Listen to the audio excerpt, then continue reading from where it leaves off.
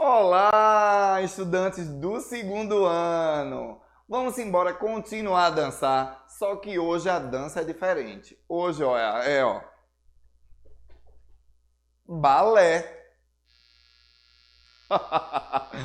Vamos embora, né? Então, a aula de hoje a gente vai trabalhar a diferenciação dos elementos coreográficos, e aí a gente vai falar cenário, veste, dentro das danças populares de salão e eruditas, tá certo? É importantíssimo na aula de hoje você entender essa diferenciação, tá certo? Vamos aos objetivos, né? Os objetivos da aula é compreender a relação entre a dança e a cultura, e aí a gente sabe que estão intimamente ligadas, uma representa a outra. Identificar as diferenças entre a dança erudita, a dança de salão e a dança popular. E diferenciar os elementos coreográficos da dança. E aí os elementos coreográficos a gente vai ver que tem a ver o figurino, tem a ver a coreografia, tem a ver com vários outros elementos. Vamos seguindo na aula de hoje. Antes de mais nada, né, é importante você entender que a dança ela é uma expressão de sentimento através de pessoas com uns movimentos, tá certo? Como a dança é entendida como cultura, né? É importantíssimo isso aí. Antes disso, é importante a gente ter a definição do que é cultura, né? A gente pensa que cultura é aquele que é produzido pelo homem, e aí a gente vai ver que essa definição ela é muito simplória diante desse momento que a gente está vivendo. A cultura é aquele todo complexo que inclui o conhecimento, as crenças, a arte, a moral, a lei, os costumes e todos os outros hábitos e capacidades adquiridos pelo homem como membro dessa sociedade.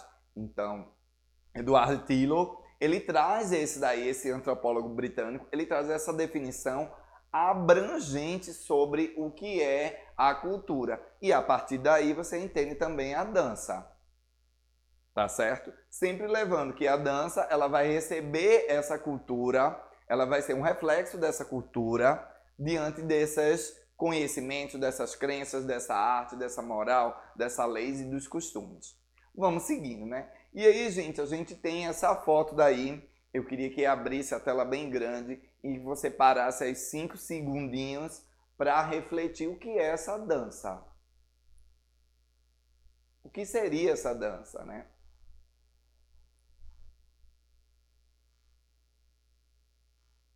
O que a gente pode observar nessa imagem? Vamos fazer essa leitura imagética aí, né?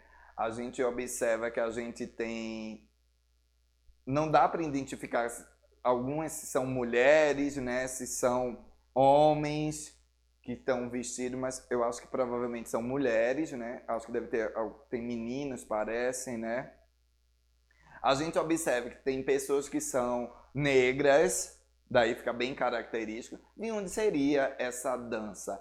Essa dança que representa, sei lá, esse costume, essa crença. Então, essa imagem, ela nos diz muito, né? Será que dá para identificar que isso é uma dança? Aí tá o caracteres da imagem, né? Eu acho que depois você pode procurar saber. Mas só deixei aí para você pensar. Outra imagem aí para você refletir. Essa daí já dá mais para identificar, né?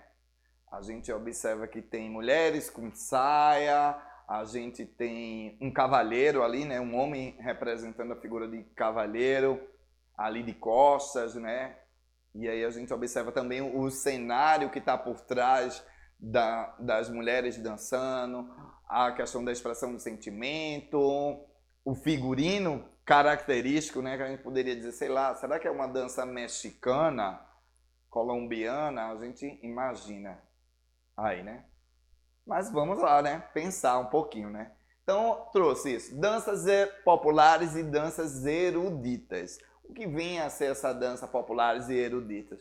A gente tem essa mania de caracterizar essas danças devido às próprias culturas, né? Que a gente trouxe, a cultura erudita e a cultura popular.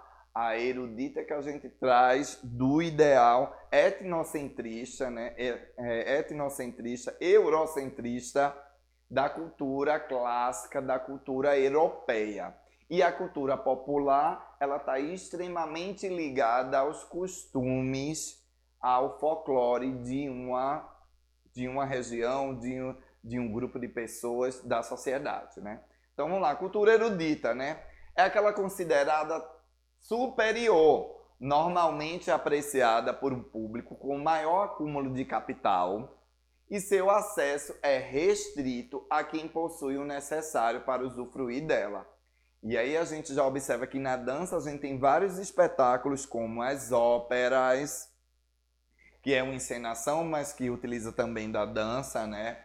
As óperas, os teatros, os grandes espetáculos que utilizam dessa cultura erudita, né? Está muitas vezes ligadas aos museus, às obras de arte. Aí eu falei, né? Óperas, espetáculos de teatro com os preços elevados. Então se a gente for imaginar, aqui a gente tinha grandes espetáculos, né?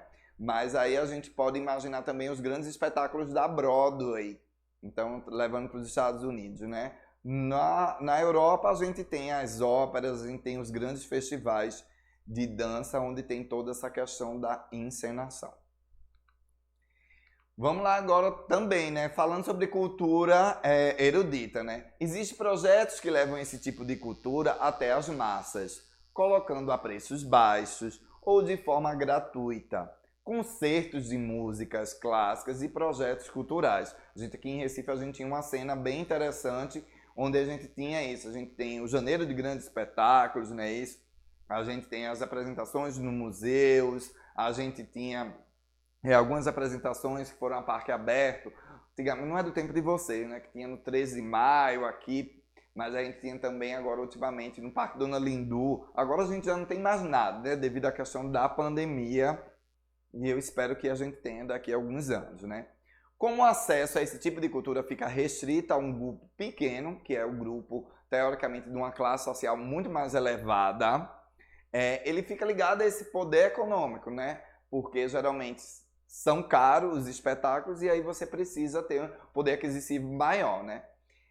Em consideração, pode acabar tornando-se preconceituosa, desmerecendo as outras formas de cultura. Então, à medida que a gente fala que é uma cultura erudita, a gente tem a maneira de depreciar e não legitimar as outras culturas, e aí a gente diz, é uma coisa, igual a gente tinha a maneira, eu falei na aula do primeiro ano sobre brega, né? Brega era aquilo que era cafona.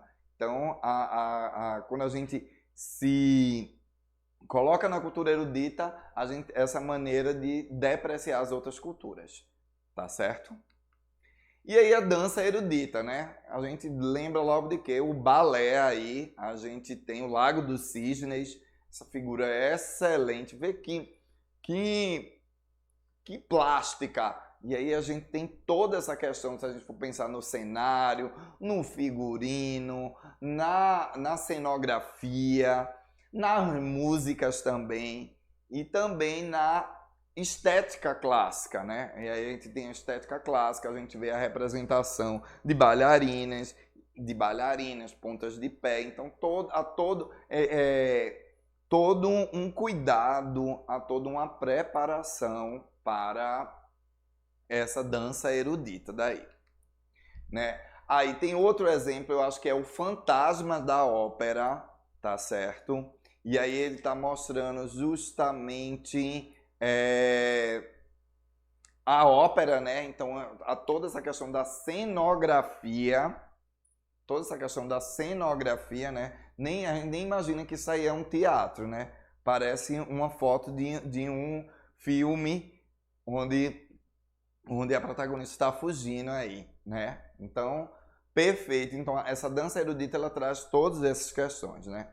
Outro exemplo de dança erudita, eu acho que é um espetáculo, eu acho que isso daí é Valsa das Flores, aí eu trouxe, né, de Tchaikovsky, espetáculo 6, 7 e 8, tá até aí a participação dos integrantes de uma valsa em Salvador. Então, é uma valsa simples, mas que foi apresentado em um teatro e aí torna esse espetáculo grandioso à medida que a gente coloca no teatro. E aí volta uma coisa que é erudita, a gente tornou popular quando a gente baixa o preço.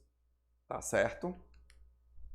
E aí, vamos falar um pouquinho sobre a cultura popular, né? Mas antes de falar da cultura popular, né, eu tenho que lembrar de chamar você para o QR Code aqui, ó. Coloca aí o QR, olha aí, ó. Pli, pli, pli, pli, pli, pli, pli.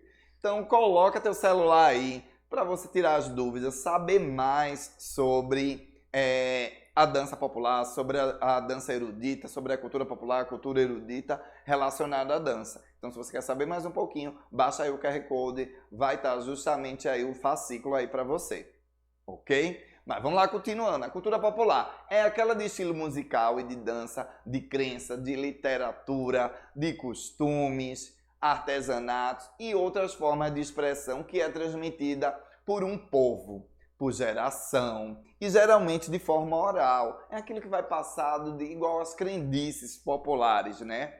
Vai passado de pai para filho, de avô para pai para filho, e aí vai ter essa questão da família, né? Essa cultura não é produzida após muitos estudos, mas é aprendida de forma simples, em casa, com a convivência das pessoas nesse meio. E aí a gente traz, quando a gente fala um pouquinho dessa questão da crendice, né? A gente traz também essas questões da benzedeira aqui, que é muito forte no Nordeste da gente, principalmente no interior, né? Ela está ligada à tradição e não é ensinada na escola. Então, a cultura popular, a gente vê que não é ensinada na escola. E aí a gente tem vários cantos onde pode legitimar essa cultura popular. Então, a gente pode observar que a gente tem alguns guetos, que aí a gente tem a questão das matrizes africanas, dos afoxés, dos maracatus. A gente tem também essa questão do próprio frevo, né? Apesar de ser só uma cultura popular, da quadrilha, dos afoxés, principalmente aqui. E aí eu quero também dizer dessa cultura popular. E aí vamos trazer mais novo, a gente tem a questão do passinho, né?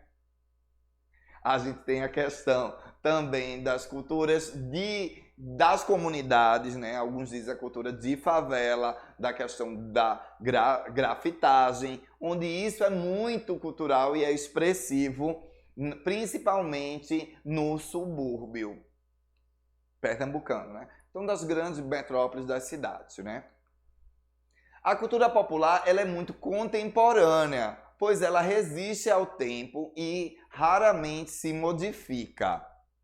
E aí, essa cultura ela vem do povo, não é imposta por uma indústria cultural ou por uma elite. Por exemplo, o carnaval é uma festa cultural popular brasileira, o frevo é uma cultura brasileira, mas é muito mais expressiva no norte do país. Ela representa a diferença também de cada povo. E aí, eu falei quase ainda agora sobre essa questão do passinho, dessa questão das mídias que tem. A gente vê que a dança, que esse tipo de dança, ele traz, é uma questão da mídia, né?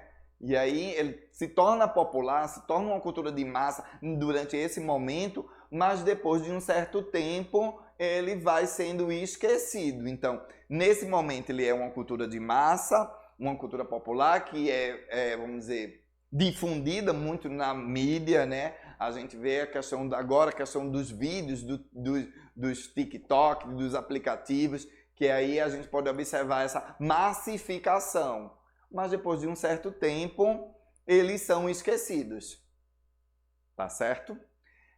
Como eu falei aí, ele deu o exemplo dessa questão do carnaval, né? Eu vou trazer não só o carnaval, eu vou trazer o São João da gente, né? Tá chegando aí junho, gente. Aquele cheirinho de fumaça bom aí, comida de milho, não vou nem falar de forró, né? E aí vamos falar sobre a dança popular, né? Então a gente tem uma dança mexicana aí. Olha que coisa linda, a questão da cenografia, né? A questão do bailado das rodas de saia. Se você observar na figura, tem cavaleiros ali, né? Homens representam todos de preto, aí os grandes chapéus. Então é uma dança que ela é popular. E você diz, poxa, popular lá no México. Então, o que seria uma dança popular aqui no Brasil? A gente teria uma dança de salão que é popular, a questão do forró. A gente teria uma dança popular que seria o axé, tá certo?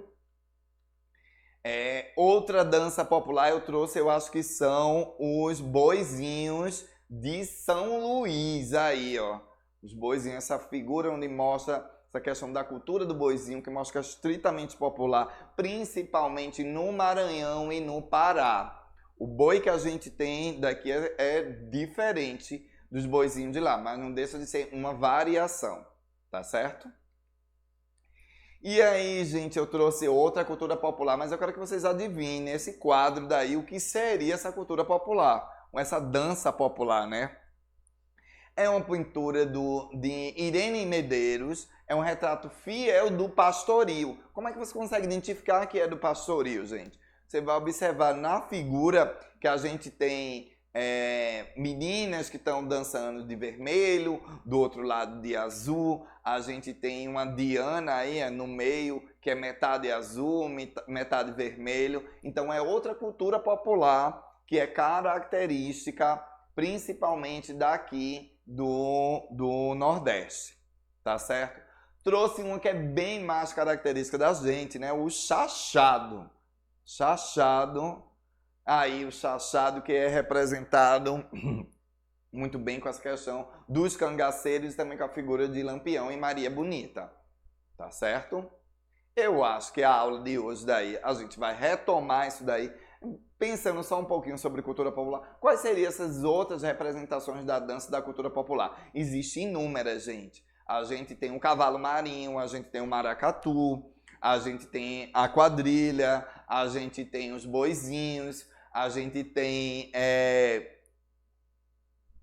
o afoxé, que são todas culturas populares, eu estou trazendo para cá. Mas existem vários outros tipos de dança que são muito conhecidos, que não deixam de ser a cultura popular. Também as danças de roda, a ciranda, olha aí, ó, a ciranda que é bem praeira, né, essa questão, a ciranda, a marujada, as festas de reis, são todas danças populares que são vivenciadas no contexto do Brasil. Quando ele diz que é popular, né, a gente vê a própria definição daí, né, ele diz que que é contemporâneo e que resiste do tempo ao tempo. Então, a gente tem muito isso daí mostrado. Além dessas danças daí, a gente tem também as representações das religiosidades, com a questão das procissões aí dentro dos ciclos religiosos, tá certo? Se você quer saber mais, se você quer saber mais um pouquinho de dança, acesse o nosso QR Code, tá certo? É importante você identificar e diferenciar sobre a cultura de massa e a cultura popular, e identificar quais são as representações dessas danças da cultura popular, da cultura erudita, dessa de massa, que aí a gente vai conseguir entender. E você refletir que a questão da cultura erudita está associada a um padrão economicamente mais elevado. E a cultura de massa, ou seja, tanto a de massa como a cultura popular, economicamente mais baixos e que resiste durante o tempo, onde vai passando de pai para filho, todas essas questões e significados, signos e significados e tradições, tá certo? Grande beijo para vocês, a gente se encontra na próxima aula, continuando dançando, tá certo?